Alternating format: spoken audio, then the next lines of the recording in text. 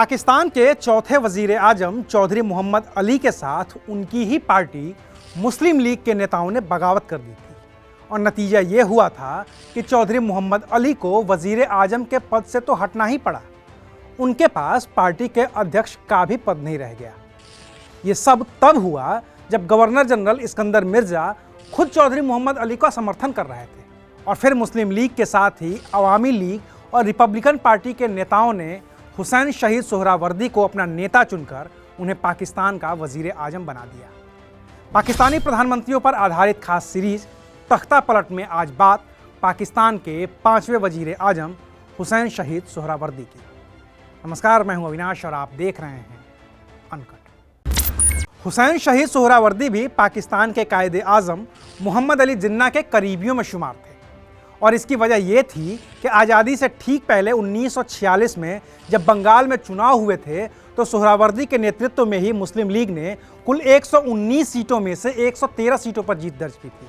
मोहम्मद अली जिन्ना ने सोहरावर्दी को इसका इनाम भी दिया था और उन्हें बंगाल का प्रधानमंत्री बना दिया था।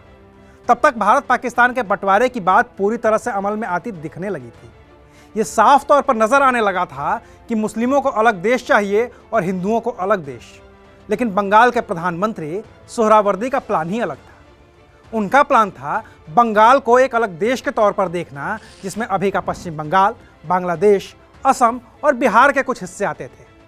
सोहरावर्दी इस प्लान को अमल में नहीं ला सके क्योंकि इसके लिए न तो मुस्लिम लीग राजी हुई, न कांग्रेस और न ही अंग्रेज। इस बीच मुस्लिमों के लिए अलग देश की मांग को लेकर मोहम्मद अली जिन्ना ने 16 अगस्त 1946 को डायरेक्ट एक्शन डे का ऐलान कर दिया। इस एक्शन डे के ऐलान ने बंगाल में दंगे शुरू कर दिए।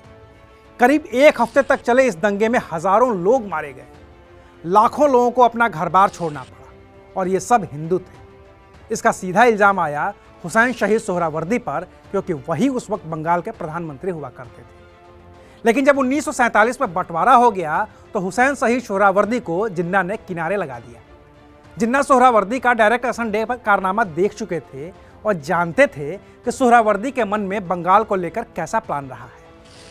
1953 में जब अमेरिका में पाकिस्तान के राजदूत रहे सैयद मोहम्मद अली चौधरी उर्फ मोहम्मद अली बोगरा प्रधानमंत्री बने तो उन्होंने सोहरावर्दी को अपनी कैबिनेट ऑफ टैलेंट में कानून मंत्री की जिम्मेदारी दी।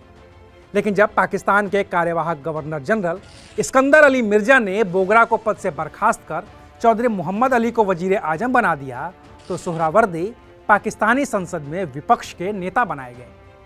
तब तक उन्होंने अवामी लीग ज्वाइन कर ली थी।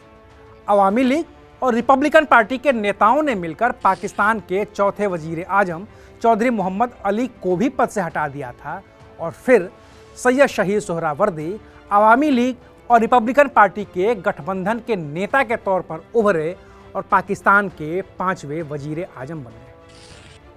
सोहरावर्दी ने पाकिस्तान में आर्थिक सुधार करने की भी कोशिश की।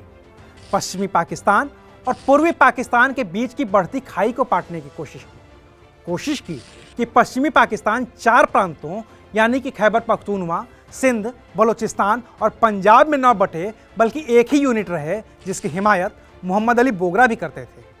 लेकिन यही कोशिश सोहरावर्दी की राजनीति पर भारी पड़ गई। विपक्ष में बैठी मुस्लिम लीग कभी पश्चिमी पाकिस्तान को एक यूनिट के तौर पर नहीं देखती थी। इसके अलावा सोहरावर्दी जो पूर्वी पाकिस्तान को अमेरिका से लाकर आर्थिक मदद दे रहे थे, वो भी पश्चिमी पाकिस्तान के नेताओं और बड़े बड़े बिजनेसमैन को हजम नहीं हो रहा था। गवर्नर जनरल के बाद पाकिस्तान में लागू हुए संविधान के तहत देश के पहले राष्ट्रपति बने इस्कंदर अली मिर्जा भी सोहरावर्दी के इन फैसलों के खिलाफ थे। लिहाजा राष्ट्रपति ने सोहरावर्दी को इस्तीफा देने को कहा। सोहरावर्दी ने इस्तीफा देने से इनकार कर दिया और कहा कि संसद में वो बहुमत साबित कर सकते हैं, लेकिन उन्हें बहुमत साबित करने का मौका ही नहीं मिला।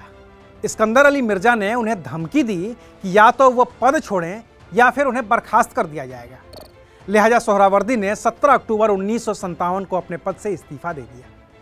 मुस्लिम लीग ने अपनी पार्टी के नेता और चौधरी मोहम्मद अली की सरकार में कानून मंत्री रहे आई चुंदरीगर उर्फ इब्राहिम इस्माइल चुंदरीगर को प्रधानमंत्री पद के दावेदार के तौर पर पेश किया। विपक्षी पार्टियों अवामी लीग और मुस्लिम लीग के साथ ही दूसरी और छोटी पार्टियों के समर्थन से वो पाकिस्तान के 6ठे वजीर आजम बने, लेकिन वो अपने पद पर महज 55 दिन ही कायम रह सके। तख्ता पलट सीरीज के अगले एपिसोड में देखिए कहानी पाकिस्तान के छठे वजीर आजम इब्राहिम इस्माइल चुंदरीगर की, जिनकी चुनाव सुधार की कोशिशों ने उन्हें पाकिस्तान में सबसे कम दिन का वजीर आजम साबित किया। तब तक के लिए शुक्रिया। देखते रहिए अनकट।